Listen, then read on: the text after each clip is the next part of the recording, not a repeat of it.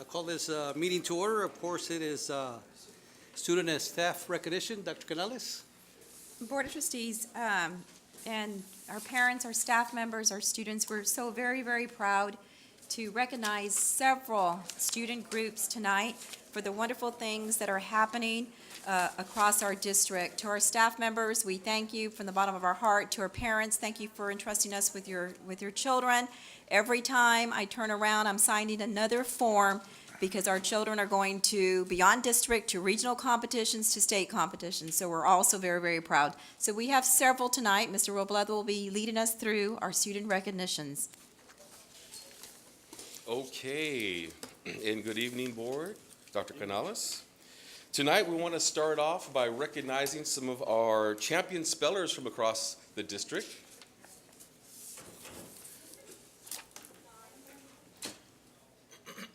How about a big hand as our students enter the room here?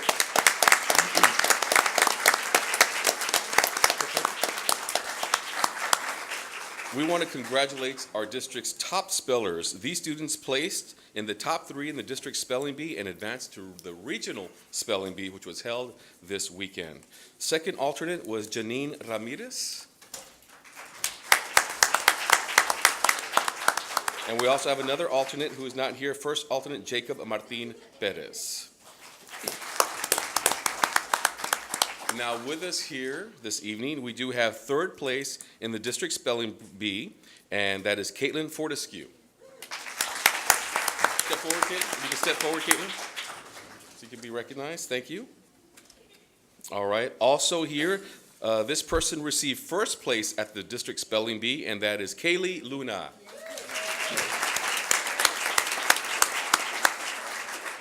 Our next student not only was advanced to the regional spelling bee, but the regional spelling bee was held this weekend at South Texas College, and we want to congratulate Angel Guerra for placing third at the regional spelling bee. Angel. If their parents are here, can they please stand and be recognized, parents?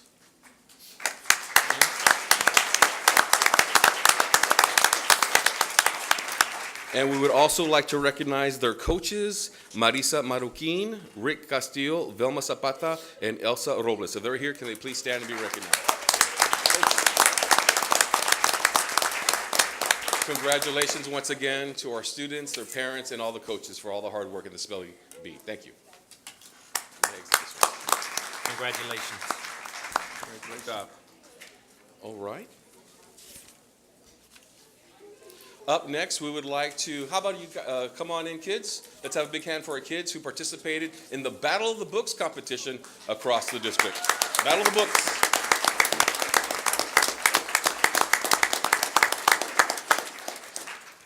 Okay. Do you want to bring them all out? Do we want to bring them all out, or we want to go one at a time? Let's bring them all out. We have elementary, middle, and high school. Let's go ahead and bring out all our middle school and our high school kids. They can be recognized. Go over that way. Okay. They don't look like our high school kids are here, right? Our high school kids are not here? Okay. All right. So first of all, we want to congratulate our district Battle of the Books champions. This year's winning teams from high schools, middle school, and elementary schools competed at the regional Battle of the Books competition. Well, first of all, we're going to recognize our Weslaco East students. They are not here, but we do want to recognize them. Our team from Weslaco East won the district competition. They are Bianca Cosme, Eva Mazariegos, Kayla Saldana, and Annalisa Salinas, and their coach is Renee Dyer. How about a big hand for the team from Weslaco East?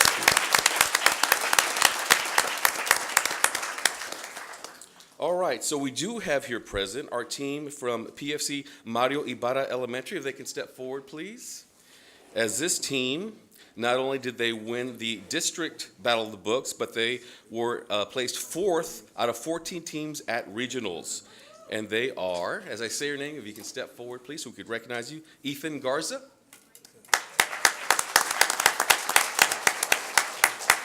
Sean Gutierrez. Alexis Lopez, and Tristan Trevino. We would also like to acknowledge their coach, Ruby Garza.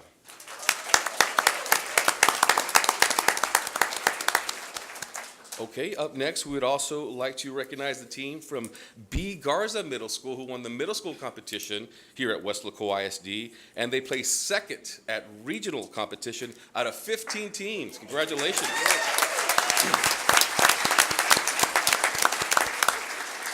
And as I say your name, if you could step forward, please. We have Heidi Breeze, Caitlin Fortescue, Athena Gonzalez,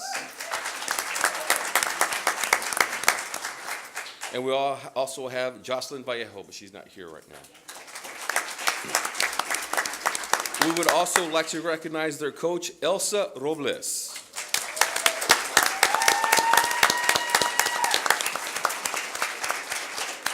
If their parents are here, can they please stand and be recognized? Parents of these fine students.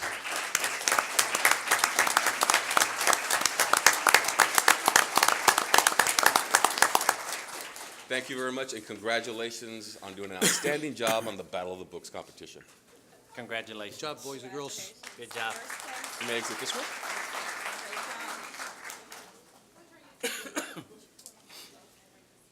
Good job, guys. All right, tonight we have some students from our music department. If they could please come out and be recognized. These students who participated recently, how about a big hand as they enter the room?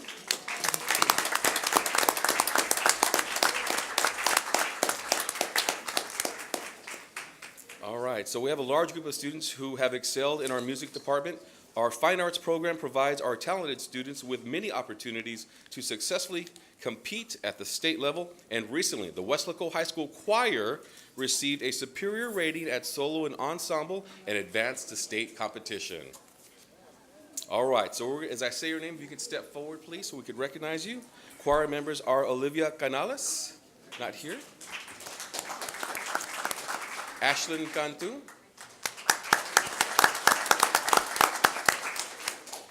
We have Janelle Diaz.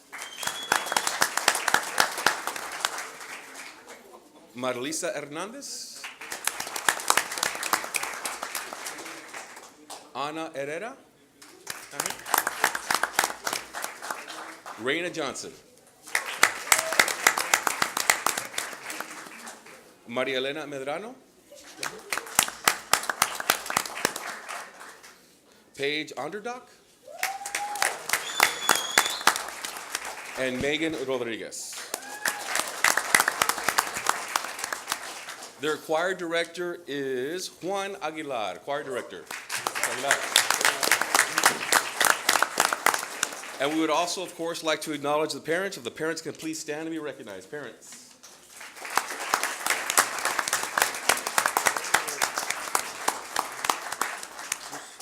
Congratulations to our choir students from Weslaco High School. Congratulations.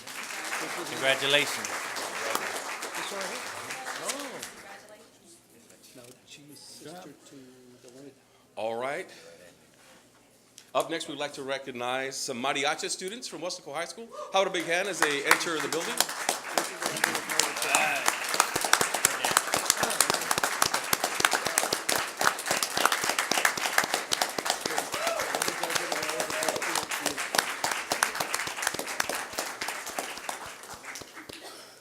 Who's of these? All right, look like they all made it. Okay. Okay, so we want to congratulate the Weslaco High School Mariachi Pantera for their recent accomplishment. Mariachi members recently qualified for state solo and ensemble. As I say your name, if you could please step forward to be recognized. We have Valerie Alejandro.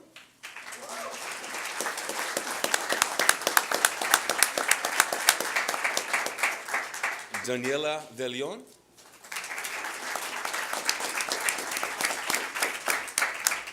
Marlene Guzman.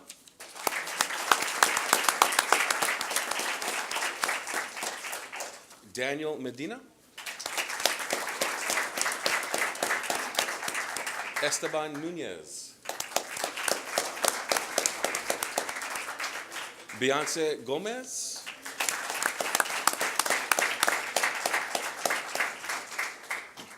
Sergio Padilla. Ricardo Peña.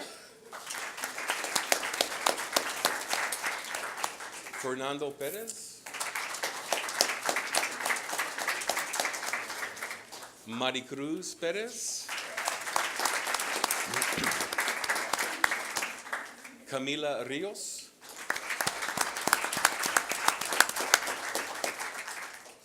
Roberto Rodriguez. Alejandro Sainz. Lorenzo Soto. Roman Valenciano. Alicia Vieira. And we would like to recognize their band director, Ivan Perez.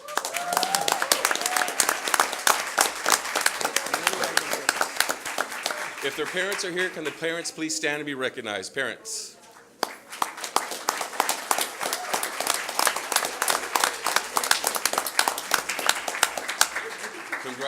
Congratulations, Mariachi Pantera, for all your accomplishments this year. Thank you.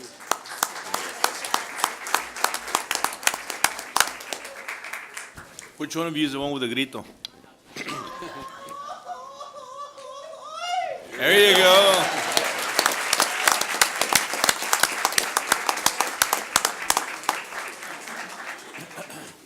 Good job. He got all red.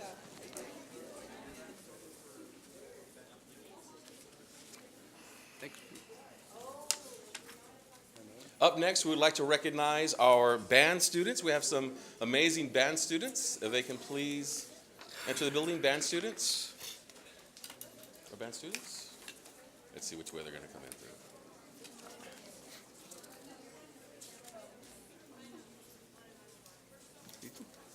All right, how about a big hand for our band students as they enter the room?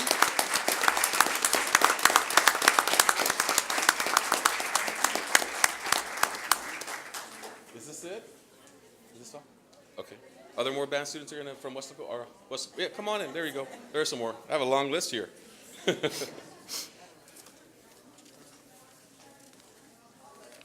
All right. Okay, so tonight we are going to recognize some of our band members here. Some of our students that qualified for the Texas Solo and Ensemble competition at UT Austin this summer. They will perform a memorized piece of music in front of collegiate judges at their next level of competition. Okay, there we go. Now we got some more coming in. We still have some coming. Okay.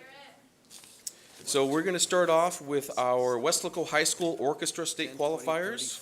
And we're going to start off with Beyonce Gomez.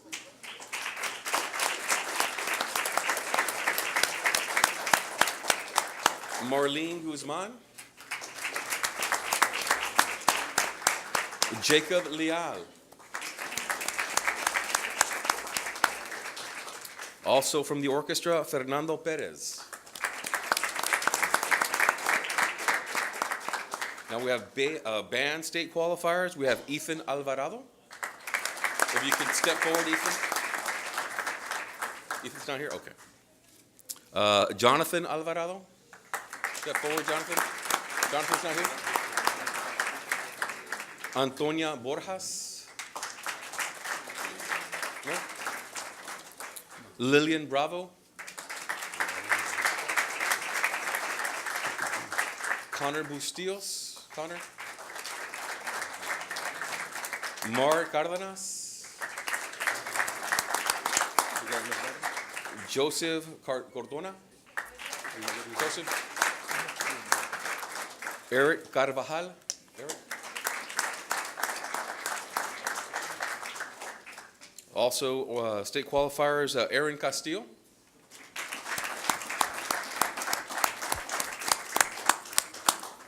Derek Cavazos. Elijah Cruz. Elijah. Natalie Estrada.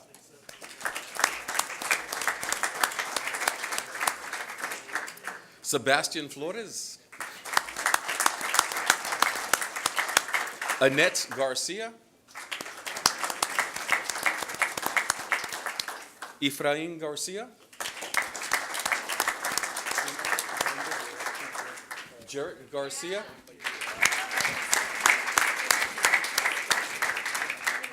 Justin Garcia.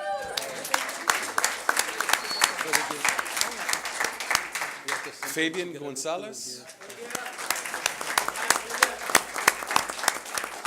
Daniel Guajardo. Tiana Guerra. Robert Guzman.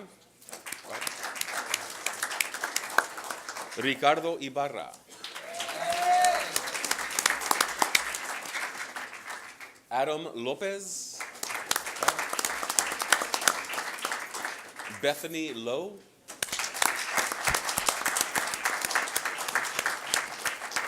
Diego Martinez.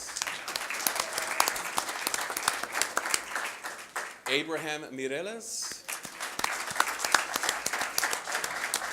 Esteban Nunez. Right here. Packers fan. Luis Ortiz. Ryan Rivera. Ryan. Rolando Roman. Terran Salceda. Oliver Serrano. Isabel Tinoco.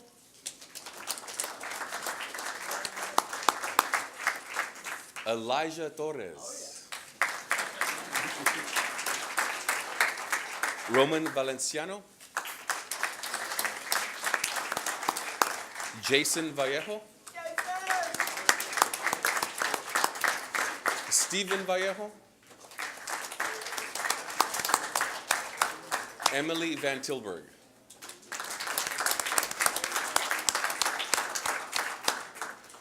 All right, and we'd also like to recognize their band director, Rodrigo Leal. Mr. Leal.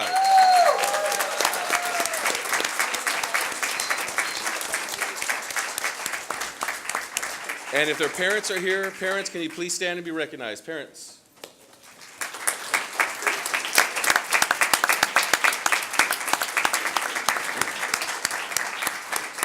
Congratulations, and good luck at your next competition. Congratulations.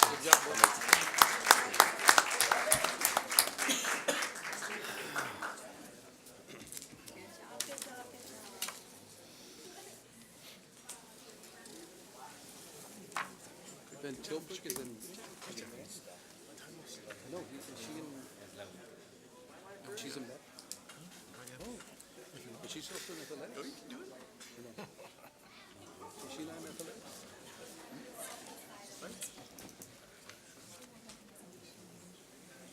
Okay, up next, we would like to recognize our fine band musicians from Weslaco East High School.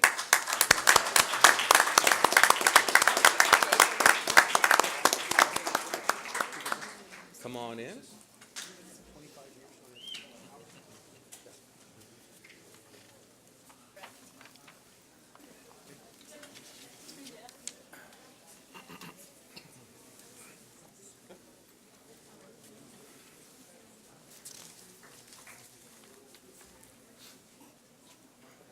All right, once again, these are some fantastic students from Weslaco East High School, and this group qualified for the Texas Solo and Ensemble Competition, which will take place at UT Austin this summer. Let's recognize, as I say your name, if you could please step forward so that we can recognize you here. We have Desiree Alanis.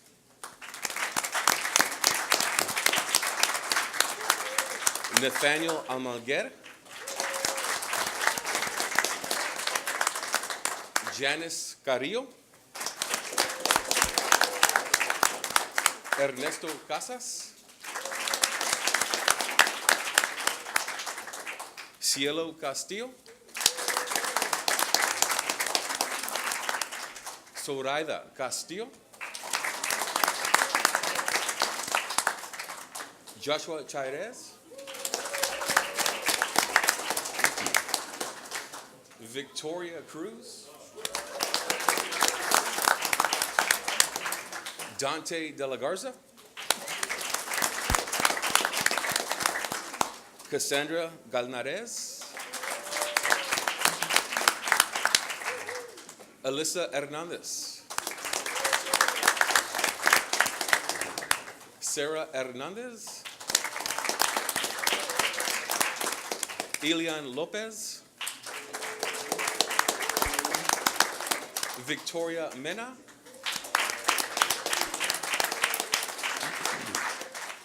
Carlos Molina. Michaela Moreno. Jasmine Peña. Miguel Peña. Aitza Roque. Samantha Saldana. And their band director is Armando Cuellar. Congratulations.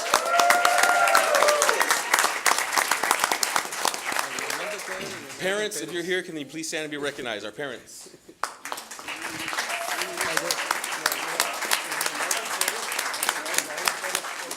Once again, congratulations, Weslaco East band students, and good luck at your next level of competition. Good job, boys and girls. Congratulations. Good job. Congratulations. Good job. Very proud. Congratulations. Y'all Good did job. good. Keep it up. Yeah. I want to take this time to commend, of course, all the students, but also the sponsors that spend countless hours. You still have one more? Yeah. Oh, But that's his. that's for you. I didn't put it on the agenda, Is there one but, more student? Huh? More students is for students? no, that's it for the students. Because you're That's going to it. have the other one. So we're going to close out the students and then we'll Okay, have the we'll next save the other one for the, Yeah, yeah. So I want to take the time to thank not only the sponsors that spend countless hours with our students, but also the parents, all the parents that allow all those students to participate in so many different activities. And I, just like Dr. Canales and the rest of the board members, having so many students partaking in all these events and being successful, it's a credit to, of course, everybody that is part of Weslaco ISD. So I commend you all. Dr. Canales?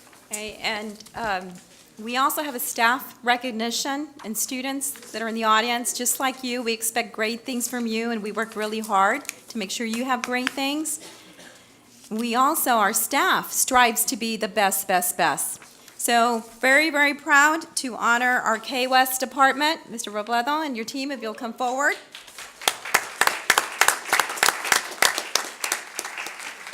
We want to congratulate the public information and K-West departments, both of them, Mrs. Munoz and her team, Mr. Robledo and his team. Staff members recently traveled to Los Pines, Texas, that's near Bastrop, right? To attend the Texas Schools Public Relations Association Conference. Both departments submitted entries for various photo, print, and video contests, and we're pleased to announce the results. The public information won a gold star for the Weslaco ISD Advantage magazine that we started last spring, and we'll have another one out this spring. A gold star for the article, Weslaco High School graduate launches medical career with the Navy, and that was in that magazine. Gold star for the article, Agriculture Career Takes Weslaco High School Grad to Africa. Gold star for the District Academic Calendar. Gold star for the poster, read 20 minutes a day. Best of category medal for Enroll Now banner. So very, very proud, staff. The K-West Department won gold star for video news information, WISD Sports Wildcats first day of pads.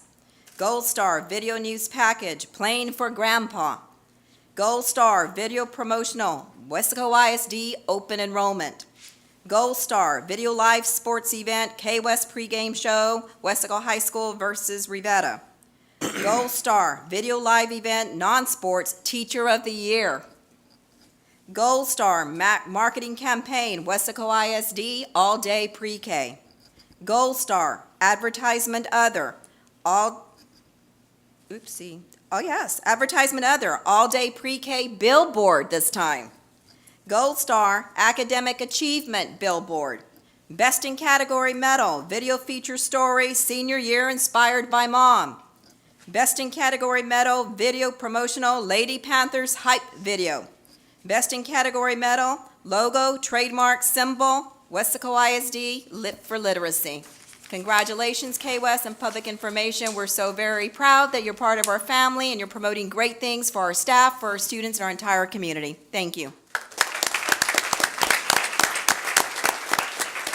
I would just like to introduce up here, I have Don Ramirez, photographer, Darlene Darlene. Gracia, graphic artist, and Sam Howley, also graphic artist, And where's Miss Munoz? and Mindy Munoz is taking Min- photos. She's Mindy, always Mindy.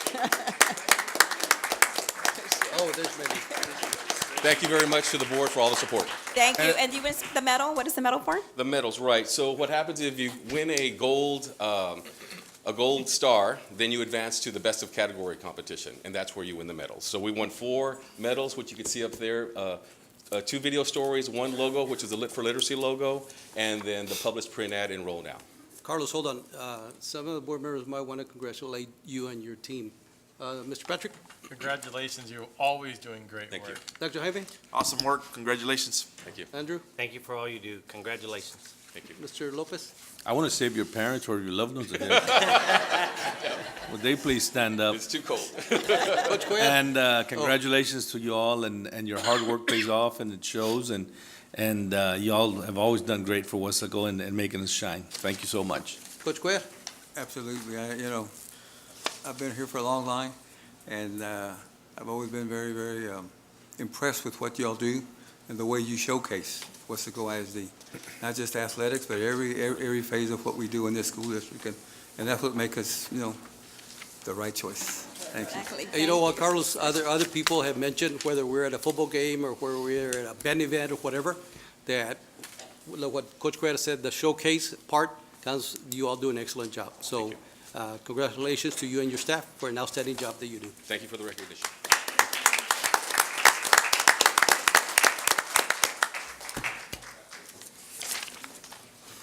Is that the last one, too? That was the last recognition. Yes, sir. We adjourned the awards and recognition. Do you all need a break, or can we start with a board meeting? I'm ready. We're ready? All right, here we go. I'll call this meeting of the Weslaco ISD Board of Trustees to order. Let the minutes reflect that a quorum of our trustees are present, that this meeting has been duly called, and that notice of this meeting has been posted in accordance with the Texas Open Meeting Act. The time is now 6:01. We're right on time. Those trustees present and comprising the quorum today are Mr. Patrick Kennedy, Dr. Jaime Rodriguez, Mr. Andrew Gonzalez, Mr. Erasmo Lopez, Coach Armando Cuellar, and myself, Mr. Nieto. Opening prayer, Dr. Canales. Board of Trustees, for our opening prayer tonight, we have Mrs. Anika Vallejo, a 4th grade teacher from the A.N. Tony Rico Elementary School. She will lead our invocation. Thank you for being here. Loving and gracious God, you are indeed the giver of all good gifts, and we thank you today for all your blessings, for the successful outcomes of our school events, and for all our staff members. We ask that you bless them abundantly, and we continue to seek your wisdom, guidance, courage, and strength. Be with us in our deliberations and help us to be wise in the decisions we make for the good of all those who have placed their trust and confidence in our leadership. All glory be to you, loving God, now and always through Christ and the Holy Spirit, forever and ever. Amen. Amen. Pledge of Allegiance and Texas Pledge, Dr. Canales. Mr. Robledo will introduce our 2 students who will be leading us in the pledges. Yes, tonight we would like to recognize 2 students from Rico Elementary who will lead us in the pledge. If you could please step forward, please.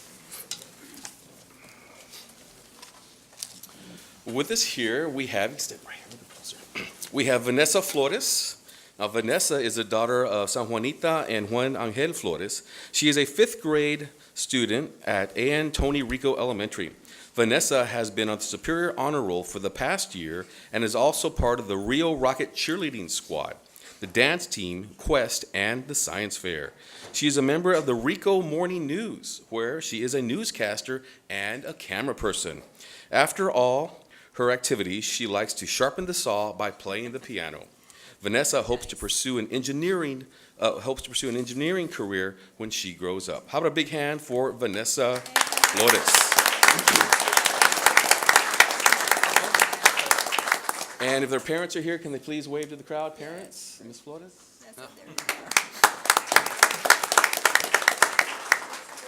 All right, and we also have here Josiah Angel Contreras, who is the son of Sonia and Robbie Contreras. He is a fourth grader at Tony Rico Elementary. Josiah enjoys playing chess, football, and Fortnite. He is an active member of the Boy Scouts and the Rio dance team. Josiah's biggest accomplishments have been making Superior Honor Roll, placing second in a chess tournament, and getting selected as Player of the Year for his basketball team. Josiah's biggest dream is to become the greatest football player in the world. All right. How about a big hand for Josiah Contreras? And how about we recognize Josiah's parents? All right, and now if we can turn around, we're going to do the Pledge of Allegiance and the Texas Pledge. Ready? I pledge allegiance to the flag of the United States of America and to the republic for which it stands, one nation, under God, indivisible, with liberty and justice for all. Okay, Texas Pledge. Honor the Texas flag. I pledge allegiance to thee, Texas, one state, under God, one and indivisible. Mr. Kennedy? Good job.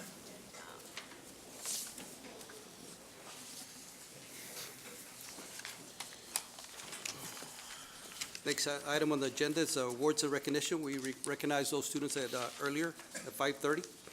Item number 6, proclamation for Celebrate the Arts, April 6th to 2019. Dr. Canales. Mr. Regalado, would you lead us to the proclamation? Yes, if we have teachers here from the art department, so they can please stand and be recognized as we read this proclamation. Mr. Bissett as well, our fine arts coordinator. Whereas art is a vital part of our lives, and the study, performance, and appreciation of the fine arts are important to our social, cultural, historical, and educational development. Whereas Weslaco ISD consistently supports the arts and strives to create an understanding and appreciate for the value of art in the home, the school, community, and the world. Whereas the pursuit of the fine arts, whether it be through study, creating, composing, listening, performing, or participating, enriches our lives. Therefore, Isidoro Nieto, President of the WISD School Board of Trustees, does hereby declare April 6, 2019 as Celebrate the Arts Day. Congratulations.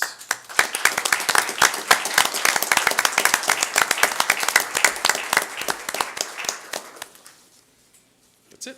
And on this day, we have our second annual Arts Fiesta. So we invite everybody to come out and explore and celebrate the arts with our teachers, with our students. It's going to be a beautiful event, and it's the second annual, correct? Thank you. Thank you. Item number 7, public comments. We don't have any public comments tonight. Item number 8, Superintendent's Report. Dr. Canales. Board of Trustees, we have 3 reports this evening. The first one is CTE programs. Mrs. Sandra Avila will be leading us through that one. Second is student enrollment with average daily attendance. And then the third one is construction projects, where we'll be talking about Weslaco East High School band hall. We also, Mrs. Avila. Thank you. Good evening, Board and Dr. Canales. We're going to have just an overview of just a few of our CTE initiatives and programs this evening. And I have Mrs. Guetta, our CTE supervisor, here to elaborate anything that I may miss out on. Okay, first of all, I want to say what CTE is. It is an enrichment curriculum that enhances our academic curriculum. First and foremost, we want to make sure that our students are successful and graduate from high school. In 9th grade, all students are to select an endorsement. Weslaco ISD, I'm proud to say that Weslaco ISD offers 5 of the endorsements. We really need to just technically offer 1, which is a multidisciplinary, but here in Weslaco, we do things big and we go for all of the endorsements. In the STEM endorsement, business and industry endorsement, and public service, and the multidisciplinary, students have an option to pick one of those four. We don't offer a coherent sequence in the arts and humanities. So students have four different options to choose from to gain that endorsement. Our CTE curriculum, our courses, are clustered into career clusters. There's 16 career clusters. Again, because we receive federal monies, we're only required to offer one of the career clusters with 3 programs of study. However, here in Weslaco ISD, we offer, out of the 16, we offer 15 of the career clusters. These courses in these career clusters help students get prepared for post-secondary education, because we offer a lot of the dual enrollment courses. We prepare them for careers and workforce in life through our rigorous applied academics. They learn the technical skills, employability skills, leadership skills, in order to help them lead and compete in a global society. Our department in CTE consists of 100 in total staff members. We've got, out of those 110, 98 which are instructional staff. Out of those 98, 15 are SDC adjuncts who serve our CTE early college high school students. We have 12 auxiliary staff, Kate office staff. We have teachers at Weslaco High School, Weslaco East, at the Joe Calvillo Kate Complex, South Palm Gardens, CTE early college high school, and of course our 4 middle schools, Mary Hogue, Central, Cuellar, and B. Garza, all highly qualified. How many students do we serve? We currently, district-wide, 8th through 12th, we offer offer CTE courses to almost 5,000 students. Some of the initiatives that I'm proud to announce that CTE, in help of some committee members, have helped us apply for several grants that I want to tell you about. One of them is the Jobs and Education for Texans grant, known as the JET grant. We've applied for $268,501, and this is to benefit our students in our welding dual program and the CTE Early College High School Welding Associates program. We've applied for $220,000 for the dual credit CTE equipment only grant. This will be to get equipment for our advanced manufacturing technology programs for CTE Early College High School. We also applied for the 2019-20 Perkins Reserve Grant, which is focused to area on industry certifications. And that one, all of these, we applied for the maximum. This is $30,000. We're trying to get our students certified in drone piloting. This is now a new industry certification that's going to count for accountability. And the last 2 are, we partnered with Texas Workforce. One is for an outreach specialist for $45,000. That we're still all pending, hoping that we receive those. And we did receive the last one already. We did apply with Workforce as a partner for a Texas Talent Internship Grant. This is paid internships for our students for our high-demand STEM occupations. This program is for 10 weeks in the fall and in the spring. Students work 10 hours a week, and they earn $10.18 an hour. We had 6 students in the fall, and we have 9 students in the spring. As a matter of fact, Weslaco ISD is one of those partners, and we have students in the IT department getting paid. Some of the things that we're proud of in the initiatives is, of course, our CTE Early College High School. We are 1 of 5 in the state of Texas. We're only 2 in the Valley, us and Mission, to be able to offer our students not only a high school diploma, but also before getting that high school diploma, they're getting their associate's degree, of course, in welding, advanced manufacturing, diesel, fire science, criminal justice, and getting a certification in EMT. We're very proud of our students in the architectural design class. They are designing the floor plan. They're including the electrical, the plumbing, the millwork for the Lit for Literacy Cafe that's going to be opening hopefully soon at the library. Our practicum students in culinary are also working on the menu and all of the goodies that they will be providing and running as an educational site at the library. This will be at the Kate Building? The Lit for Literacy is going to be at the Weslaco Public Library. Yes, sir.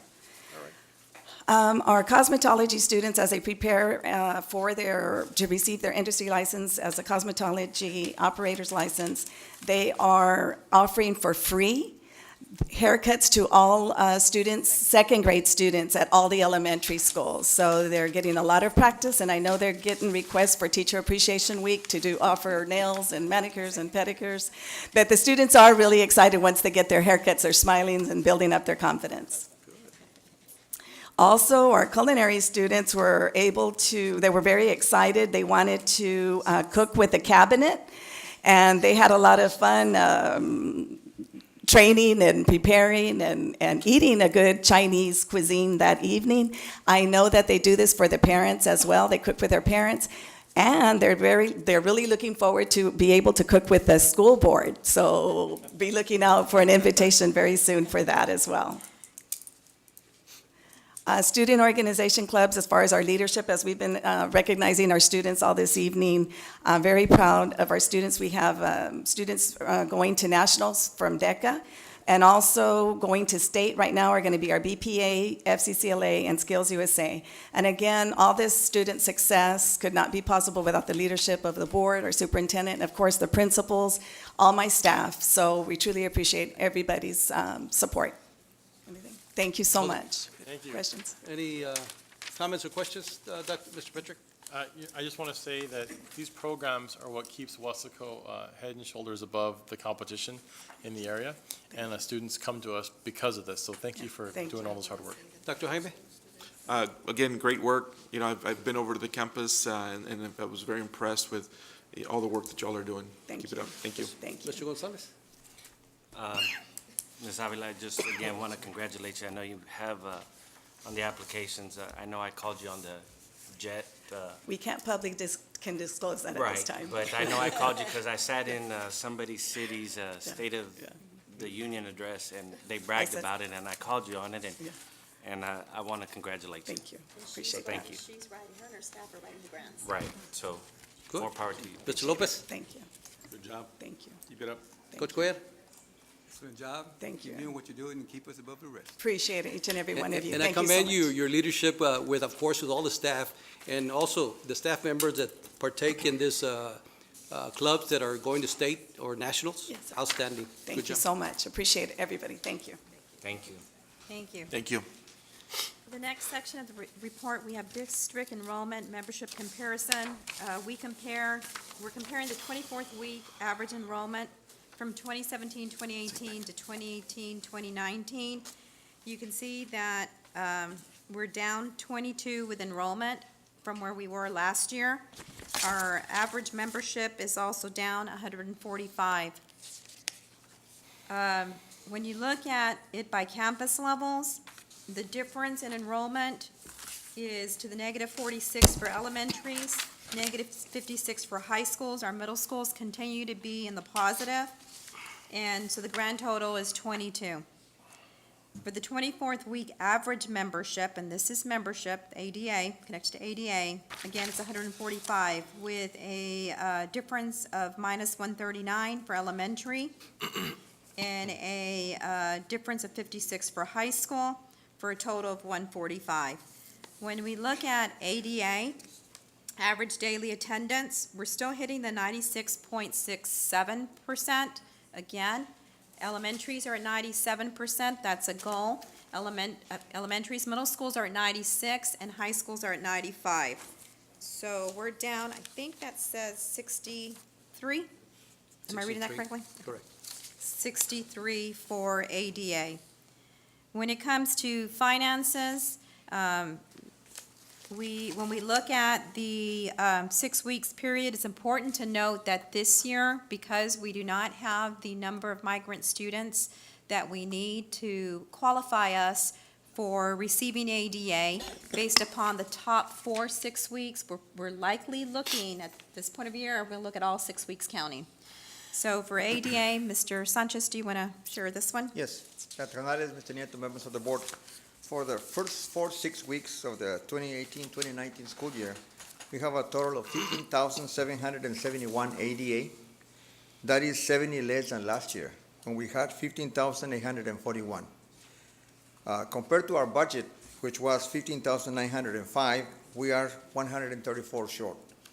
So calculating an average of $7,500 per ADA, right now, we are about $1 million short in our state ADA revenues. And like Dr. Canales said, we're gonna have to use the 5th and 6th weeks of ADA, so more than likely we're gonna go ADA lower, which will make the deficit bigger. Because usually the 5th and 6th weeks, the ADA goes down. And so it might get a little bit bigger than $1 million in the deficit for ADA. So it's really important that we finish strong, that we reaching out, the importance of school, every day counts, instructional minutes are important, and that our children are in school. Any questions? Comments, any comments? We have a plan to address the ADA. The shortage, well, we usually make it up with tax collections. Okay. We collect a lot more than we budget and not spending all the money that we have budgeted through different things. That's how we make it up. Okay. Any other comments? All right. Thank you. Construction projects, Dr. For Canales. the project that we're going to highlight, and I'm going to ask Mr. Americo Garza and Mr. Riojas, we're going to highlight the progress made at Weslaco East High School in the band hall. So, Mr. Garza, would you like to walk us through the PowerPoint? Good evening, Dr. Canales, members of the board. There's only one presentation here on construction, and that's going to be on the Weslaco East High School band hall. So we've got the notice to proceed on this project that was issued out on July 13th, 2018. I'm sorry, yes, 2018. They started at July 16th, 2018. There has been, quite a few delays through weather and whatnot initially, but they finally got the foundation poured and they took off from there. So as you can see, we've got some pictures there for you. And by the way, this presentation was put together by the architect, but we're delivering it for you right now. This is the plumbing and restrooms section there. Construction is ongoing. One of the hallways, the decking is ongoing for the roof already. They started the installation. This is one of the, or at least the main band hall, practice hall. Another one of the hallways as construction work continues there. And this is the information, the construction project cost at $3,946,000. The contingencies, $80,000 and $130,500. Of that, only $2,500 has been used, and that was because of an irrigation line. A drain line that was found underneath the construction site, which was about 6-foot section that was removed. Delay days are being reviewed on a weekly basis. 69 have been submitted and 21 have been approved to date. And also substantial completion per contract was March 13th. Again, because of the delays that have been suffered, right now the tentative substantial completion is for May 20th. And that's it. That's the presentation. Any questions? Who's the contractor on this one? The contractor is NM Contracting.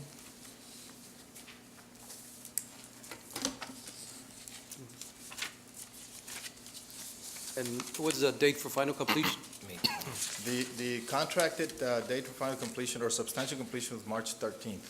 The actual as it is right now, based on the work schedule, is scheduled for May 20th. The end of the school year. Okay.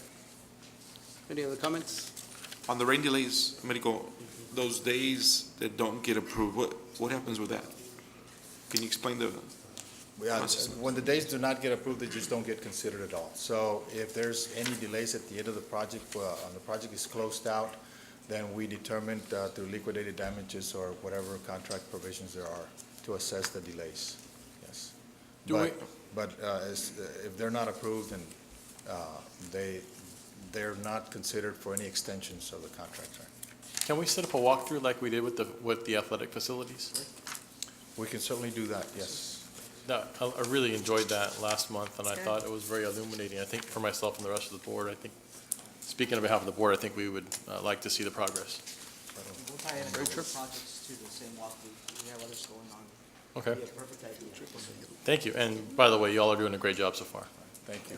Mr. Lopez or Coach Cuellar, any comments? Yes, on the walkthrough, let me add to that, just make sure that the contractor is aware, and I know they will be, but you might need their input as to the safety. I know that there's cranes overhead at this point, and there's, I can see the purlings or the rafters that sometimes they're not secured all the way. So we need to make sure that it's a safe time for us to go out there.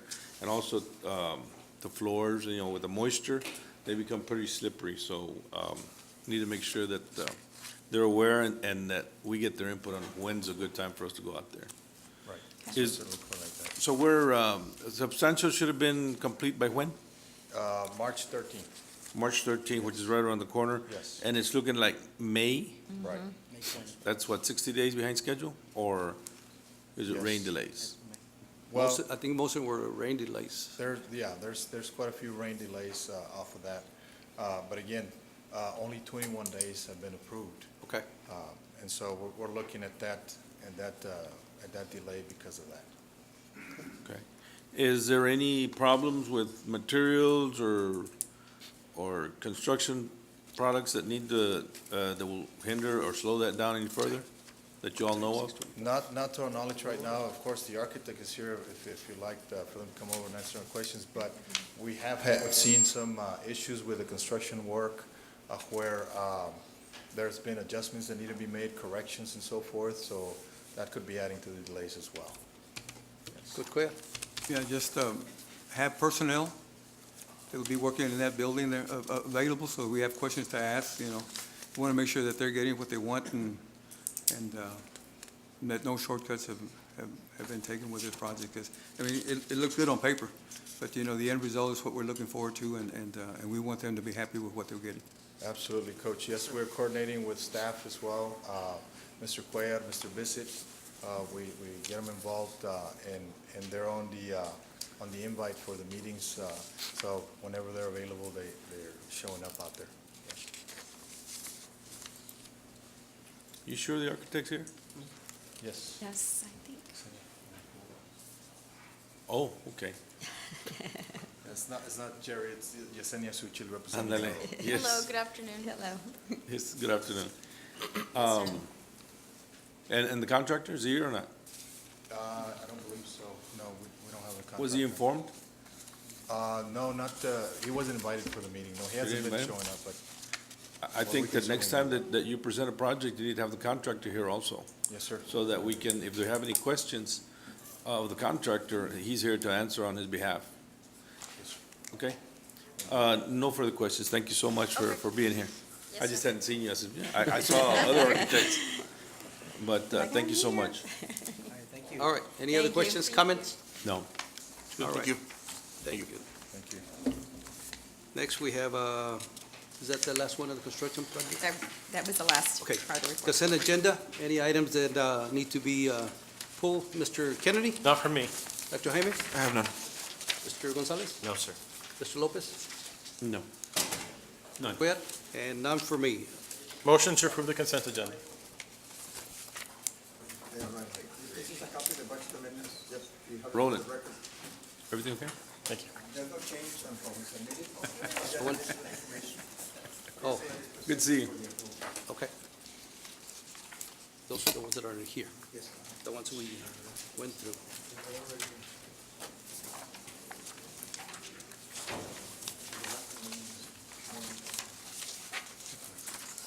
So we approve this.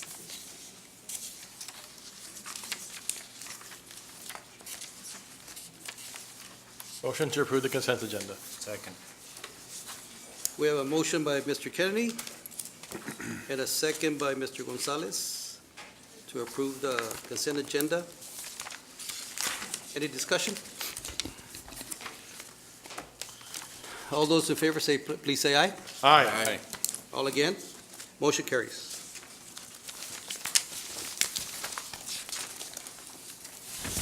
Discussion items, item number 10. first reading of revision to policy EIC local academic achievement and class ranking. Dr. Canales? Board of Trustees, no action is required for the first reading of the revision to policy EIC local. It's on academic achievement and class ranking. The policy has one slight change, and it's on page 1 of 4 of that policy, and it's to include the word honors by pre-advanced placement, that honors courses shall be categorized and weighted as pre-AP courses. And the weight for a pre-AP course, let me see if I have this right, is 1.10, 1.10. We do have some honors classes that we offer. This policy has been in place, I believe, since 2016. Let me see if I'm correct. And the honors class is in band and has been recognized and considered a weight class, so we want to correct that in policy. So that's the only revision we have for this. I have Mrs. Brewer here, who knows a lot more about this and can answer any questions. This is just a first reading and no action? It's a first read, no action. Okay. So we, Ms. Brewer, what are the classes that are weighed? The honor weight is only right now for choir and band. Mostly band, we have a band honors class and a regular band course. And the band would be weighing as much as a pre-AP course. Right now, our AP courses weigh 1.25. Our dual enrollment courses weigh 1.15. Our pre-AP courses weigh 1.10. And now, if the honors category is added, those will also weigh 1.10. And then we have some advanced CATE courses that are weighed at 1.05, and then the regular courses at no weight. I'm guessing the point of doing that is to keep some high-achieving band students in Yes. band. That way, they're not tempted to leave band in order to Yes, make room they for have another advanced additional class. criteria for the honors band for those students. They're different groups, and Okay. it's a more advanced group. I think it's a And good we've idea. had honors band forever, we just weren't giving them the correct weight. And along the same line, I know we've discussed previously and we communicated earlier about changing the courses that are included in the ranking system to just core courses. And I think that would, also maybe eliminate or some of these problems. Right, and we've been exploring that option. Several districts only include the core. We include all courses except the locally developed courses, and we have very few of those, but we include all courses. But we've been exploring that. Okay, good. And you said how many of those band courses are on the honors? Just that There's one? one band, and some years we offer an honors choir, but not Okay. every year.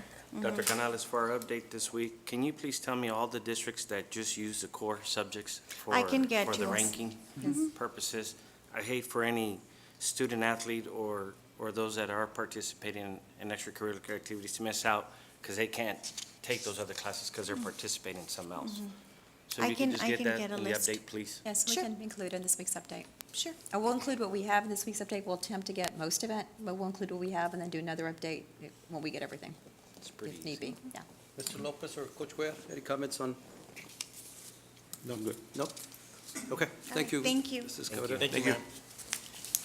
Item B, interim financial report for the 6 months ended February 28, 2019. Mr. Sanchez. Yes. Mr. Nieto, Dr. Canales, members of the board, for the 6 months ended February 28, 2019, in the general fund, out of $169,952,000, we have received $106,027,000, which represents 62.39%.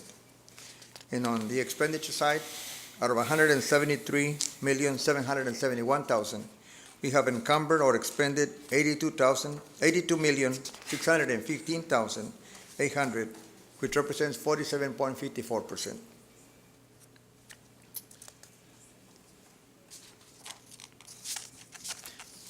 That is the report. So Oh, that's it? Do you have any questions or comments? You see any issues, any shortfalls? No. Any trouble? Not right now. On the functions of 34, 35, and 36, usually Right now, we're at half the year, which is about 50%. So those functions are at 61, 55, and 59% respectively. But we're always buying, like food, for example, a month in advance for the next month. Transportation, same way. So when we get to June and July, we don't really spend money because there's no school on those two. So that's when we kind of level off. So right now, there's no concerns. And Okay. under extracurricular, I think we're okay, because we had an amendment in the consent agenda, right? Right, yes, sir. So that will hold us off towards, till the end of the year? Yes, Which, sir. Rojas? September 1. September.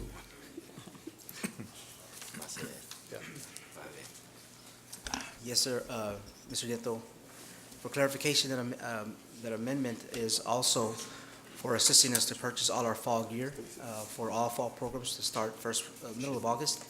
Okay. So not only will it allow us to complete the year with all spring programs, travel, meals, all that fun stuff, but also allows us to purchase our orders now so that we have our equipment here on time come August. That doesn't include all those athletes that are gonna go to regional and hopefully state in the spring, right? Or is it already included in That's the already budget? included, yes, sir. Okay. So we look at trend from year to year. Okay. And we kind of look at where we've been at this point, and we try to gauge based on previous experiences and kind of gauge where we're going to be. So we're able to come with a very, very good figure that'll get us exactly where we need to be. Okay, Yes, sir. good. Any other comments? Ms. Dr. Canales? No? All right, next one, item C under discussion items. Presentation regarding court hearings at Weslaco ISD. And we have Mrs. Marla Cuellar and Mr. Kittle. Judge and judge. Judge Kittle.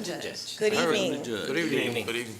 Thank you, Mr. President and trustees and superintendent for allowing us the opportunity to present this to you this evening. And I'm going to go ahead and let my compadre and colleague, Judge Vasquez, to kind of introduce. He started implementing these programs in some of the local high schools. And I was able to witness it, I guess, last week, At Pioneer High School. at Pioneer High School. And it was such an intriguing, and it was just so motivating, I think, for the students that were present. I'm going to let him give you a little rundown on exactly what this program is about.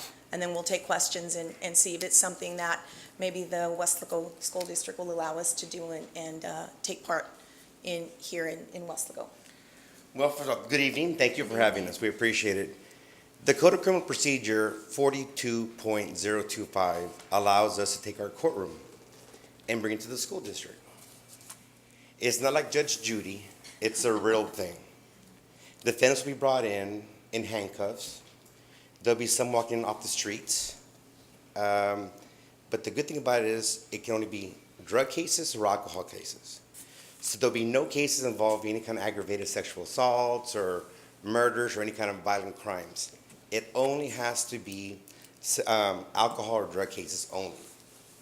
And the reason why that we can use that as a deterrent for our kids, what we get in our courtroom are 17-year-old kids from Weslaco ISD, McAllen ISD, from La Villa, who are in jail in custody. They're 17-year-olds. We don't get the kids who may want to see, you know what, do I want to be an attorney? Do I want to be a judge or a deputy? Other options. Only time we get over there are the kids, are the really good kids, but the ones we were losing, I think it's important. This program is an amazing program. I started it, the Singletary and myself went to Laredo, Oscar Hale did it over there, and no one's ever done it in the Valley. So I did the first one at PSJ Southwest, then I did Juarez Lincoln, I did Pioneer High School, and I'm gonna do McAllen High School this Thursday. So it is such an amazing experience. You have kids walk out of there. Some of them are scared straight, and some of them are inquisitive. What does it take to become a judge or an attorney? So it's a dual purpose. And this is one where you can't lose. You can't lose at all situation. So I invite anybody, Dr. Canales, if you want to go this Thursday or whichever high school is going to be first, to go up there so you can see what happens, the procedure of what happens. Security, I don't know Weslaco ISD has a security police department or not, but the sheriff's department does it all. what happens is we will come in, and I'm sure you're gonna have questions, but I'm kind of giving you a little overview. We'll set up an appointment with Weslaco High School, whichever one's gonna be first. Typically, they go with the oldest school first. That's been around the longest. So we come in here, we'll set up an appointment with the principal. We come in there, Sheriff's Department will do a risk analysis. How do you bring them in? Where do you drop them off? How do you get out? And we don't bring our whole docket. We pick 5 cases only. And that's it. And the rest of the time is more of a question answer, what the procedure's like. Sheriff's Department will come in, they'll bus them in through either a van or whatever vehicle they're gonna bring in, and they'll see an entry point, exit point in case of an emergency. But there hasn't been one, and we select which defendants we're gonna bring over here. We're not gonna bring defendants who have a violent history, or we don't wanna do that either. We want the kids in the school district to get a benefit from this. That's the most important part of this. And you can say this is kind of like a, if anybody says, no, I'm not interested, I mean, I don't know why they would not be interested to get our kids educated in different aspects. I mean, it's an amazing experience. So if both principals want to go, I can put them on the guest list. Any of the school board members, Mr. Kennedy, you may want to, Mr. Kennedy's always in my court every single day. But not as a defendant, not as a defendant. So I'll excuse Mr. Kennedy for having to be in court so he can go observe. Actually, Judge Vasquez has invited one of my clients to participate in this, and I think it's a good incentive for them. It's just an amazing experience until you see it. We have kids walk out of there. The other day, there was my wife's an eye doctor. She's in an office in Palmview, and this mother walks in with her child. And this is all in Spanish, but said, my son today, he got scared. I said, why was he scared? Well, some judge was there with a bunch of defendants, and he doesn't want to go to jail. And it so happens that my wife, they didn't know that was my wife, but the experience these kids are getting, it's an amazing experience. And you have your mock trial teams. You have your law enforcement teams. The ones who are into that, they can go there and help be part of the procedure. I mean, they can't actively be involved in the cases themselves, but they can be in the stand. There's ways to get them involved. That way, it's an experience you cannot beat. You cannot beat. It's just an amazing experience. Because sometimes, as elected officials, we say, we're going to come back and give back to our community. What better community than our children? And that's your community, and that's my community also. It's a county-wide. This is how I can give back. Come back to Weslaco ISD, come back to Weslaco, and give you guys something as a county-wide individual. I can come back here. That's what I want to do. But of course, I was told I can't do Weslaco. Judge Marla that would be me. I said, well, the truth is, I said, you can have Weslaco East, but I want Weslaco High School. I'm a Weslaco High School girl, class of '87, so that's my alma mater, so I definitely wanted to come back to Weslaco. But like I said, I did attend the session that Judge Vasquez had last week at Pioneer High School, and it was just, the students that were there were just mesmerized with it is actually a court proceeding. Even though it was in the gymnasium, the children are made aware that this is actually as if you were in the courtroom. The gymnasium at that moment is being used as a courtroom. So it is an educational experience, and that's why it's in the Code of Criminal Procedure. It's an opportunity for us as judges to give back to our community, to take the courts into the schools, not only to be able to demonstrate to students, hey, these are job opportunities. Is this something that you would like to do?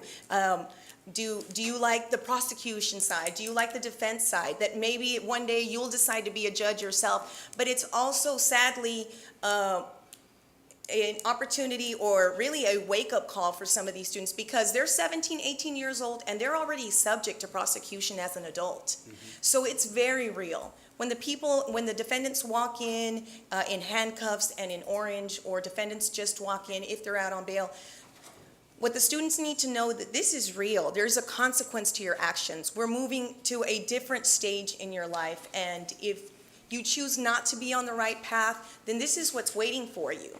So even though it is a scarce tactic, it's really a realization. It's an educational experience.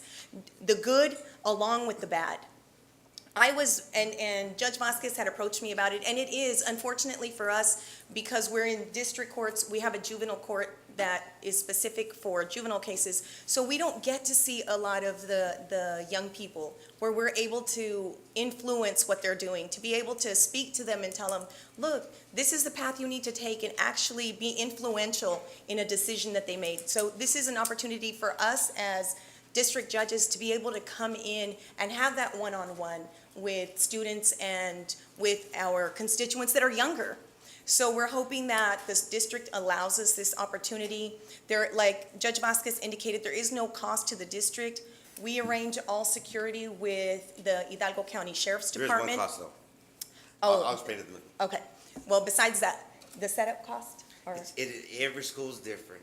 Every school, it gets better and better.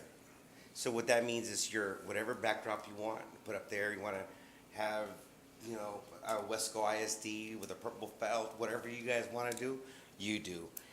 We just want our defense table set up, prosecutor's table set up, court reporter table set up, and a bench. If you go to my website, look for Judge Keno Vasquez, you'll see La Jolla ISD, you'll see PSJ Memorial, Pioneer High School. Everybody does it different, but it gets better and better each single time the way they do it.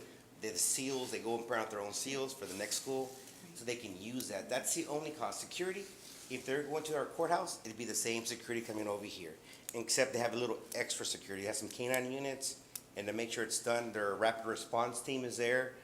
Nothing's gonna happen. We won't knock on wood, of course, but there's no cost to the school district except for what you want, how you want to provide it. You can keep it simple, just tables and a backdrop, and that's it. Or make it look, this is Weslaco ID, we're moving up. So whatever you want to do, And- that's the only cost. And based on the criminal code, it just requires that administrative approval. So I do not believe that it would require that the entire school board approve that we are allowed to present this program to the high schools. I guess it would just either be the superintendent, or basically it says administration. The superintendent, probably the two principals. Or do you, I guess, it's only high schools, or have you done it There's right now? The way it started off was Judge Oscar Hale did it in Laredo, and he's down now to the actual junior highs. And Okay. sometimes, this is an area we want to get those kids at an early age. with, Right. Drug use and alcohol use, so that can be done. But some of the bigger school districts, where they have 4 or 5 high schools, it takes a little longer. So we may get to Weslaco, we may only get to one school this year, because it has to be during the school year. Right. Then I can get to Weslaco East, if the board allows me to do that. I'll do Weslaco East the following year. I'll try to get them done before May. But yes, junior highs, we can go to them also. Okay. Yes. So it'll be once a year? I mean, we can try to do that. The problem is, Judge Singletary and Judge Renee Benincourt, myself, had started this program, but Judge Benincourt, since she has a juvenile proceedings, hers are confidential because they're juvenile, so her hearings are held separately. So it's been Judge Singletary and myself trying to do all the high schools. It's been really difficult. And then when Judge Cuellar says, hey, I'll help, I said, we'll take any help. So, let me ask you real quick, Yes, sir. Judge. On the day that is agreed upon, what time do you all start? How long is a program? How long does it take? Okay, sure. What happens on the day we start, we'll pick a date. We'll talk to the principal from that campus to make sure there's no testing. Right. Okay, that's number one. There's no Right. testing. So we get a date, and I'll go with the sheriff 2 weeks before or a week before, and we'll look at all the security measures, how to get in and get out. And typically, we start at 9, and we end at 11:30. And we're very prompt. That's one thing is, in my particular court, and it's come over to the courts and school, and the reason why kids, different periods of class, if they're gonna get out, lunch breaks, so we're set from 9 to 12, with a 30-minute little buffer there to get out earlier. Last time I finished, by 11:15. What takes a long time is the question and answer afterwards. The kids are engaged. You be like, wow, where did that question come from? And it's amazing. They wanna learn. This is the only thing that I would beg you all. The students we get there, I want your at-risk students. I really want them there with a combination of the kids who may want a career in law. There's certain ones that, you know what, I'm just gonna send you all the good kids. I don't want that. I want the kids who are at risk. I want the good ones too, of course, so they can see and get involved. but I really want to touch the at-risk kids, because I don't want to see them in my courtroom in orange and handcuffs, because they're going to be in jail with 30, 40, 50-year-old men. And I don't want to say this, but bad things happen in jail. We want to avoid that. We want to avoid that. So, if any other questions, Judge Cuellar or myself. Mr. Gonzalez, I knew you had some questions. Well, I've spoken a lot to Judge Gano and to Judge Betancourt about this. I really had liked the idea when they first approached me to it, especially if we're targeting the at-risk students so that we keep them out of their courts down the road. And again, I know my question was security, but you've answered that as far as sheriffs and whatnot. So I think it's really good. I agree with Mr. Kennedy that it's something that might be needed. Worked with the 2 high school principals, if possible, to get them in this year would be great. Again, that's just my opinion, but I think you guys are doing a wonderful job. I commend you both, and Judge Singletary and Judge Betancourt. You guys are doing phenomenal for our youth, so thank you. If they pick a date, late March, and I'll work with Judge Cuellar. I've been doing this, so I know how to get the defendants and what to do, which ones to pick. We'll get her schedule. At the sheriff's office, there's always 3 deputies to probably 1 defendant. So you're more than secured. I mean, and it's gonna be, you will love this case. But this Thursday, who wants to go? I mean, y'all are more than welcome. I'm putting you on the spot. I mean, we're there, ready to go. You have your principal go. I saw the teachers were here, you're giving them an award. They would have been awesome for one of them to stay. I don't know if they're here or not. But to go and to be able to see how creative can they be. It's a great experience. So, Dr. Jaime? Sounds like a great program. I know, Thank you. We were talking the other day, Judge Cuellar, about this program, and I think it's a win-win program. There's nothing to lose here, and as a matter of fact, Dr. Canales, for the Right Choice campaign, we need to get Judge Cuellar up there. Thanks. talk to Dr. Verdari. You know who she is, from Shirley. She was there, instrumental. She loved it. Yes. And so it's a great Coach Cuellar? experience. I'm all for anything Thank you, to Coach. get all our kids, to be aware of the reality check, when you Yes. said a wake-up call. Yes. Because a lot of times things happen and their attitude is, no voy a hacer nada. Well, when they start to see what it's really about, I think it's great. Thank you so much. We appreciate that. Mr. Lopez? Yes, when I first heard about this program that y'all had talked about, I was sort of kind of turned off by it. But I believed, or I thought that you were going to be bringing students that are in trouble to court. No. And I said, man, that's not going to, that's No, not no, good. no. It's So, that being adult. said, I would, the only thing I would say is that, just when you choose whoever you're gonna bring, that there's completely no ties to anybody in Weslaco to prevent any kind of embarrassment to a student or to an employee, and that way, there will be no issues with that. I do a conflict check as much as I can, but Yeah. sometimes they'll say their address is in FAR or McAllen or Palmhurst, but not knowing they have a tie, we can't go into that.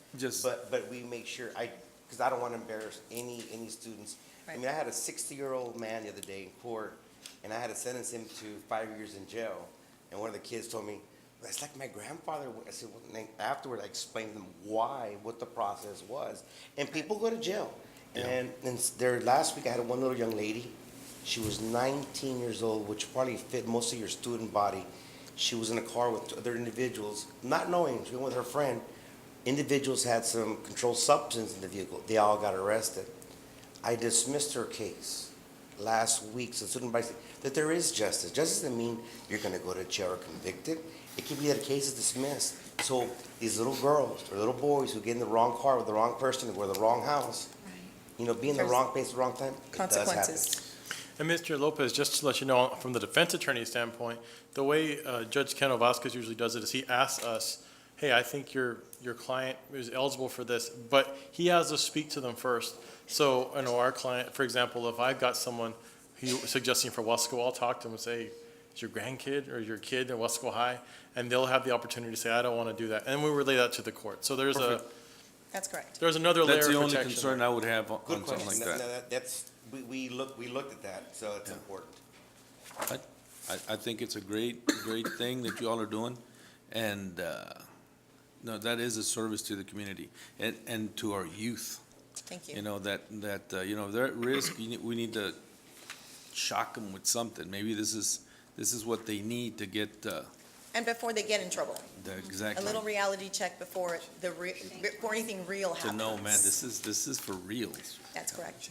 And thank you, Marla, for being here today. And Thank of course, you. an ex-student of ours here in Yes. Wesco. Yes, Actually, that's right. an excellent student of mine when I was teaching. That's right. here. And Dr. Rivera's not here, but he was my principal when I was in high school. That's right. So, I want to tell you that if you walk into her courtroom, her nameplate is a bright purple and white in her that was a courtroom. gift from Coach Valdez. All right. So it is. But thank you so Thank much you. for the Thank time you. that you've given us to be able to present this. And we look forward and congratulations to the school, because it's obvious by us sitting here that great things are happening in Weslaco. so much. And I'm sure a lot's attributed to the wonderful leadership that they have. So thank you so much. Thank you. Thank And- you. Thank you. Thank you, we appreciate it. Hopefully we'll hear back from you real soon. Yes. All right. Yes. Thank you. Thank you. All right? Marla, Judge, Yes. both of our principals are here, and I don't know if you have a couple of minutes, and you Yes, might of want course. to, they might have some questions for you. Okay. They can go on Thursdays, that'd be great. Or the assistant principal can go, that way they can actually see it live and what happens. Yes. So I don't know who they are, but I would love to meet them. Because they don't have enough to do, right? Mr. Gamboa is here. and Yeah, raise your They're hands. right there, you know, Well, thank so you. that'd be Yes, great. definitely. And if y'all can, you know, they might have a quick question for Okay. you guys, and I appreciate y'all taking a little bit of time. And thank you for being here tonight. I Thank mean, you, that's- thank you for your time. Thank you. Thank you, thank you.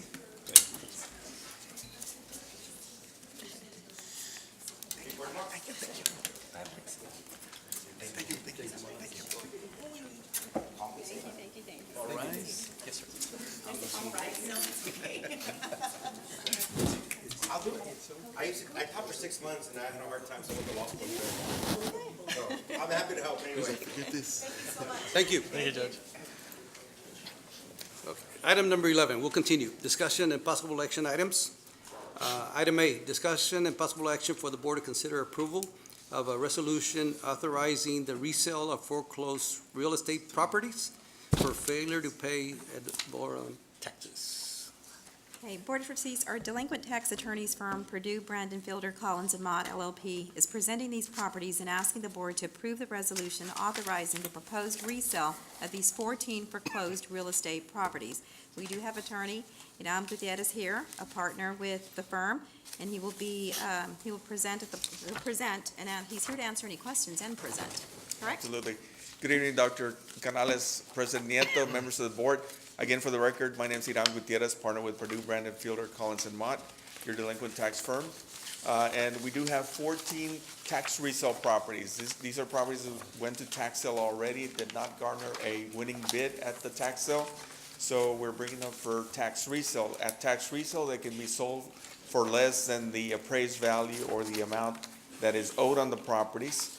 And the properties are listed in this, hopefully you have the pamphlet that we sent to the school district, 14 properties. Are any of these 14 properties inhabited? I know most of them are empty lots, but Yes, out of the 14 properties, 3 of them have abandoned homes. The rest are vacant lots. One property is a landlocked property. That particular property is here for the second time for resale. Properties that are on a second time resale, we're asking for the starting bid to start at 10% versus the 35% of appraised value. I'll move to approve the resolution authorizing the resale tax resale. We have a motion by Mr. Kennedy, Second. second by Mr. Gonzalez, to approve the resolution authorizing the resale of foreclosed real estate properties. Any discussion? Yes, last time you were here, I think we had discussed that there was one property that was inhabited, and you were going to make every effort and diligency to to contact and make sure those people knew what was getting ready to happen. And you said that everybody was aware, and I don't know, where do we land? Yes, on that particular property, it's not one of those properties that's up for resale. The properties that do have a home, those are vacant, abandoned homes. No one's living in those on these properties. We did provide an additional report on that property that we presented a few months ago. Hopefully it is in the packet, by the way. The information is there. We have attempted to contact the people living in the property. No one has come forward willing to speak to us or enter into a payment agreement. The only person that has spoken to us is a relative that is a potential heir and who has informed us that no one in the family wants to accept responsibility for the taxes. They certainly don't want to pay the taxes either. So no one has stepped up and wanted to pay the taxes. But that property's not. It is not one of the properties here. Everything is vacant. Everything is vacant. Either it's vacant lot or is a property with an abandoned structure in it. Perfect. Did it? Okay, we have a motion by Mr. Kennedy, a second by Mr. Gonzalez. All those in favor please say aye. Aye. All those against, motion carries. Thank you very much. Have a good evening. Thank you. Thank you.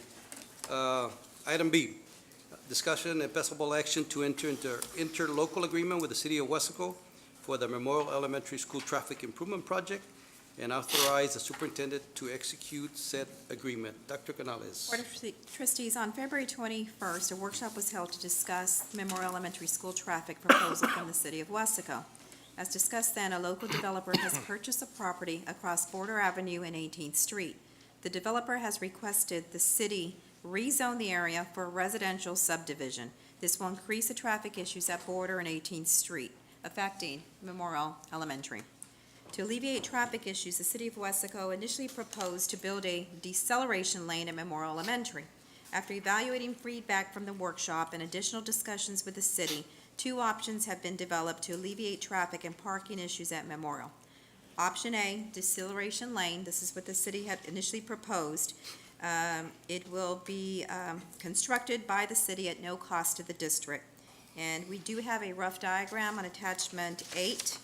And we have Mr. De La Rosa here who can help explain it. There is a second option, an expanded parking lot. So in lieu of constructing the deceleration lane, the district proposed the expansion of the current parking lot. This would alleviate the traffic issues and create more parking spaces for parents and employees. Upon approval by the Weslaco City Commission, the city will develop and construct the parking lot expansion. This, to do the parking lot, not the deceleration lanes, the district would incur a cost. The estimate right now from the city is approximately $80,000. So it's the deceleration lane plus the parking lot expansion. Is that right? Additional parking yeah, spaces. yes. And Mr. De La Rosa, do you want to explain that a little bit more? So it is both, right? The parking lot and the deceleration lane. Yes, the question, it will be an expanded parking lot. The traffic lanes will be painted similar to the way the parking spaces are painted in the parking lot, outlining where the traffic flow is going to go, and also the entry and exit points will still be at the same place as the deceleration lane. Oh, we do have Mr. Mr. Warsham from back there. the city engineer from the city of Weslaco is also here if you have any questions.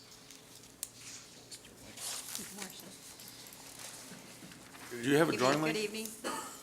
It's included in, I don't know if you have it on your screen or not. Yeah, It's on the included. Good evening. I have a few questions for you, and my main concern is that whole area flooded back in our last flood.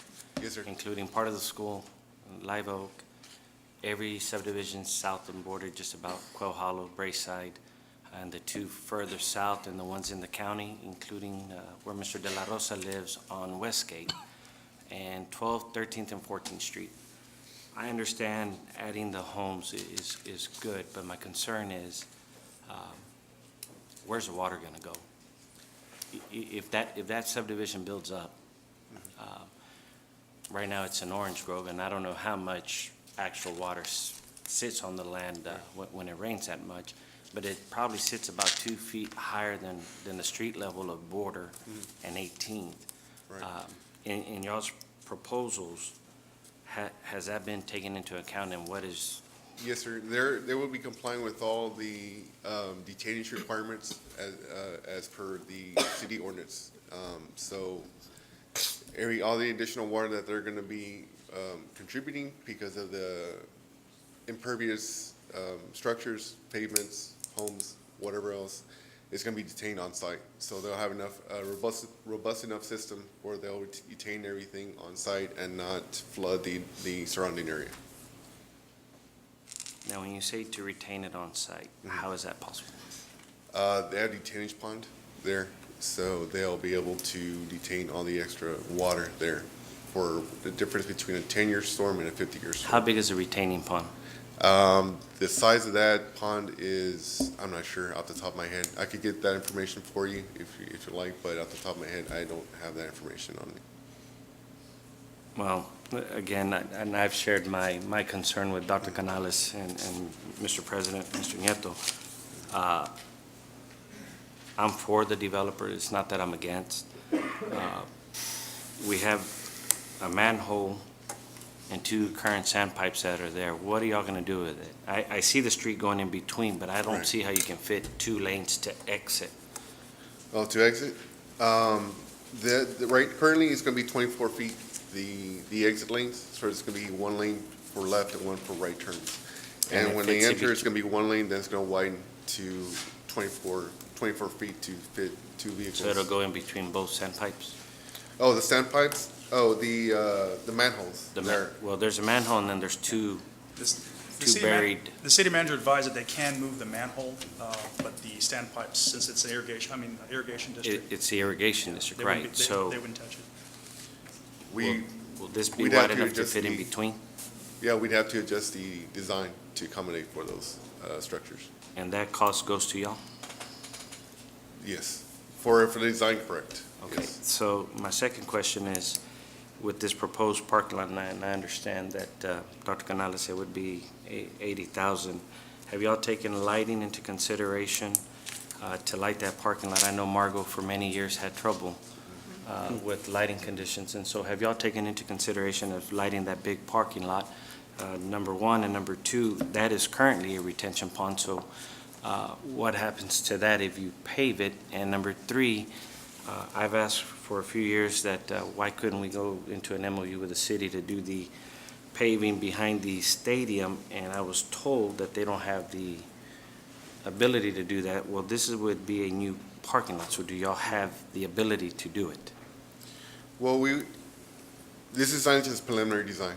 We would have to get more in detail as far as the drainage and all the other structures are in the area. So to answer your question is what's gonna happen there, we're gonna have to determine that later on, based on what y'all approve. If you want to just do the acceleration lane, or if you want to continue with the parking lot. So based on what y'all decide tonight, we'll move forward with that design and that approach.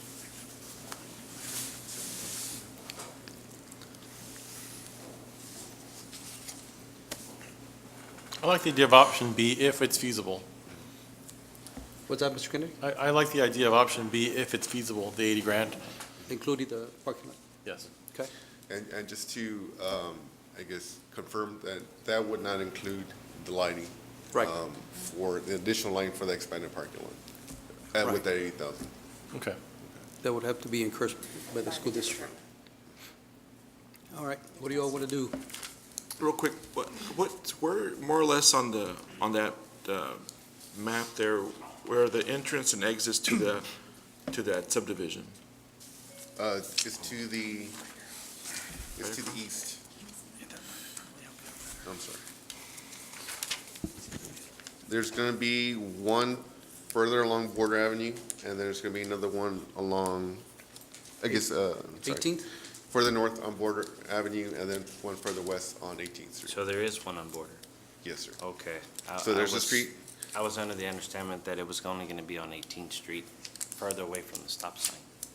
There's gonna be one further along, further away from the furthest point away from the stop sign to the west and to the north. They're gonna have homes front 18th Street as well. So that's where our concerns for traffic congestion were raised when homes were fronting that 18th Street. And where do they plan on putting that retention pond, more or less there? To the southwest corner of that lot, of that whole area there. Southwest. Yes, on the closer to the southwest corner stop of sign? the intersection? Close to the I'm intersection? sorry, southeast. My Southeast. apologies. It has to be. Southeast. Yeah. So towards the canal, Right. Right. by your house. What, let me ask you a real, By your house. Right across. Right across your house. Oh, yeah. Mike, let me ask you a real quick question here. Yes, sir. We're here to discuss the agreement between the city and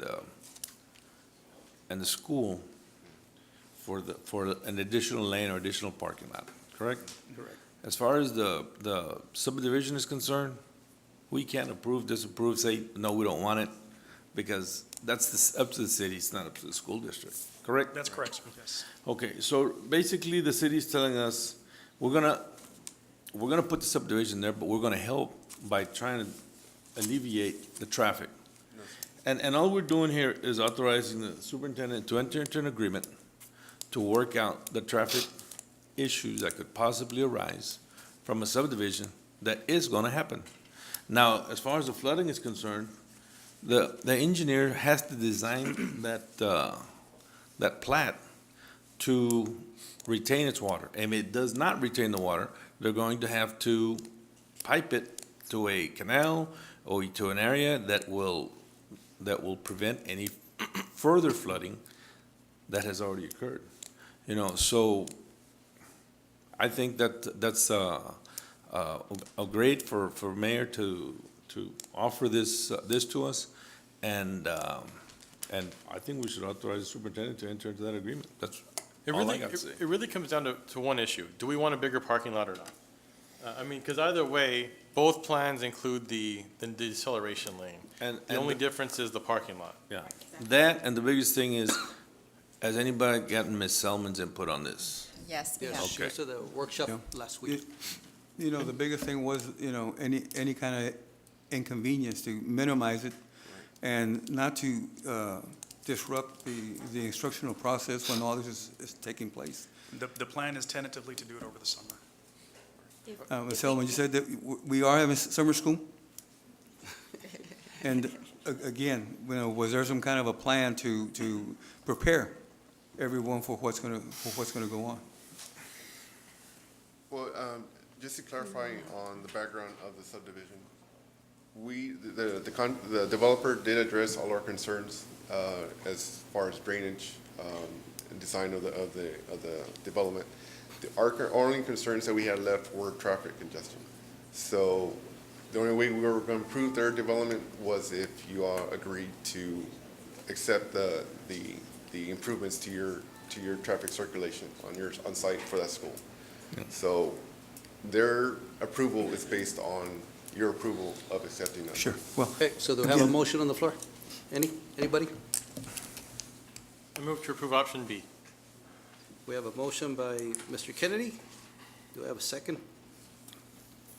I want to second it, but I want to change a little bit, Patrick. Okay.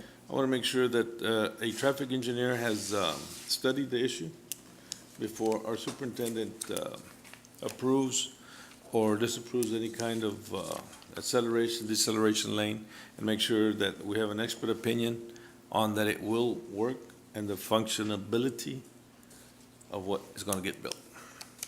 If you agree with that. I'm willing to agree with that. I mean, the other option is, should we table it then? And Mr. let Worsham is a traffic engineer. My expertise is in traffic and Okay. transportation. You going to put your seal on it? In the final design, yes. Yes, sir. On the roadway, on the traffic? On the circulation plan, I don't know if you got all the sheets. Did you get all? I didn't have that one. Okay, sorry. For this size of school, you typically need about almost 2,000 linear feet of queuing space. Right now, there's about 800. Okay.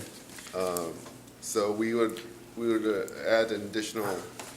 As long as, With another I think, 14,000. all I'm looking for the district is to protect that we have somebody that's licensed and will put their stamp on it and say this will work, then that's all I'm asking. Okay. The We will, I guess, work with the superintendent and and school Okay. board to come up with something that's approved for both parties. And the document that Mr. Worsham is referring to is the one that was presented at the workshop, and I'll send that to y'all in the update. Okay. So we have a motion by Mr. Kennedy, a second from Mr. Lopez to enter into local agreement with the city of Weslaco for the Memorial Elementary School Traffic Improvement Project and authorize the superintendent to execute said agreement. All those in favor, please say aye. Aye. Aye. All those against? Motion carries. Item number D, discussion and possible action for the board to consider approval of a resolution and interlocal agreement to participate in the Texas Public Energy Alliance Electricity Procurement Aggregation Pool. Dr. Canales. Board of Trustees, I'm going to ask Mr. Garza and Mr. Sanchez to come out here. But the current electricity contract for the district with MP2 Energy is due to expire at the end of May 2019. Recent electricity market prices have been very volatile, where pricing is high on the short term, 1 to 5 years, and lower on the long term, beyond 5 years. Mr. Garza has evaluated several energy consultants as well as two or three electricity procurement pools, Region 1 Education Service Center, TASB, and the Texas Public Energy Alliance to assist us with the energy procurement process. So Mr. Garza interviewed the consultants and electricity procurement pools representatives and prepared the enclosed worksheet listing their information along with their fees and additional services offered. So we are recommending to you, Board of Trustees, that you approve a resolution and interlocal agreement subject to legal counsel review and approval to participate in the Texas Public Energy Alliance, TPEA, electricity aggregation pool to purchase electricity services effective June 2019, and delegate to the superintendent the authority to sign a contract for electricity services for a term or the number of years necessary, if and whenever the prices of electricity are at a good, low price that would either produce savings or minimize additional costs to the district beginning in June 2019. So staff is here to answer any questions you may have. I apologize for the typo. That is 3 aggregation pools. Yes. 2, 3. Does it cost us any money to join this alliance? There's no cost to join, no. And It's you only- mentioned that there's a pool of how many? There's a lot of districts that are within this pool. Right now, Houston ISD, Dallas, there's several here in the valley, La Jolla, Mission, La Villa, Los Fresnos, and so it's statewide. Yes. When does our current agreement or contract expire? It ends at the end of May this year, May 31st. Who do we have the electricity with? Right now, it's, our retail energy provider is MP2 Energy. Okay.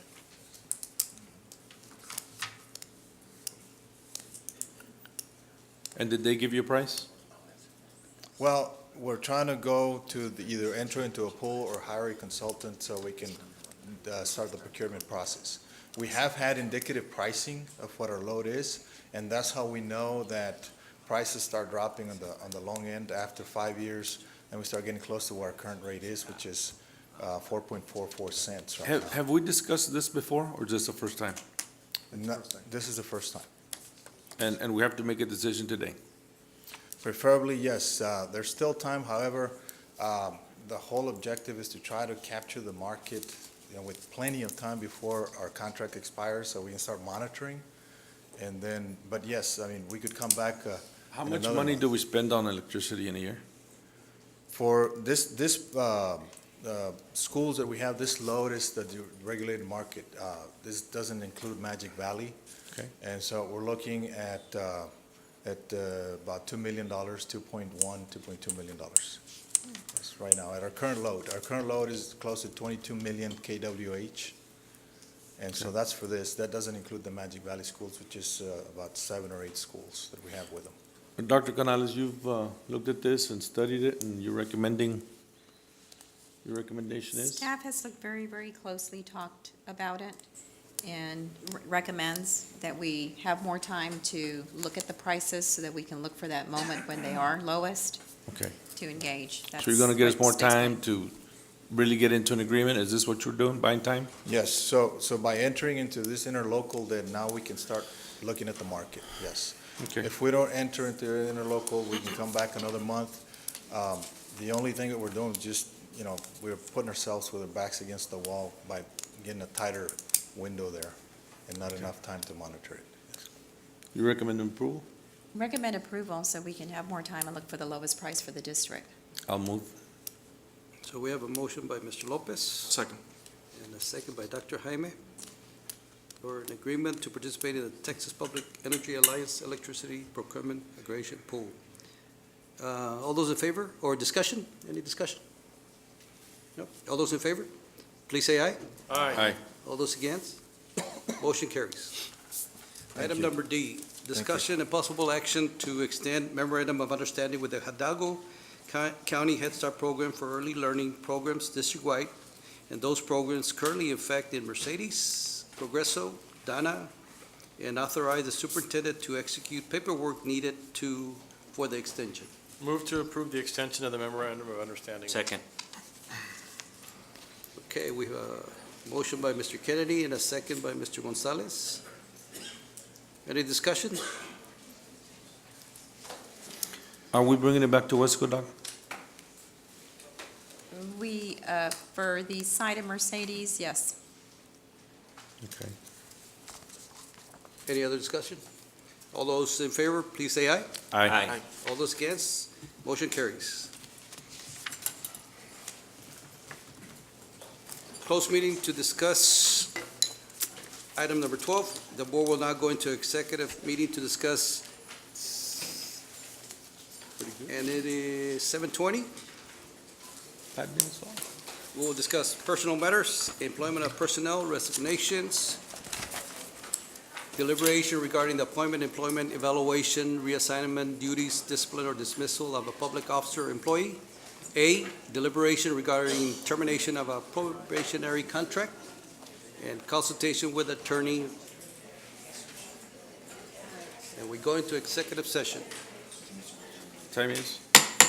Time is 7:20.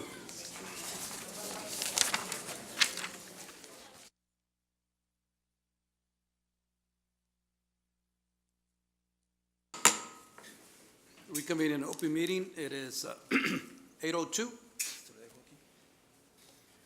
Let the record reflect that Mr. Kennedy left at 7:30 and Mr. Gonzalez left at 7:55. Possible action, if necessary, on items discussed in closed meeting. Dr. Canales, employment of personnel. Board of Trustees, I move that you approve the employment of personnel as discussed in closed session. So move. Second. We have a motion by Mr. Lopez and a second by Dr. Jaime to approve the employment of personnel. Any discussion? All those in favor, please say aye. Aye. All against? Motion carries. Resignations? Oh, we don't have to, right, correct? Ivan, okay. And item B, possible action termination of probationary contract at end of contract period, no action. Adjournment. So move. All right, we terminated it at 8:03. Right, because we didn't have.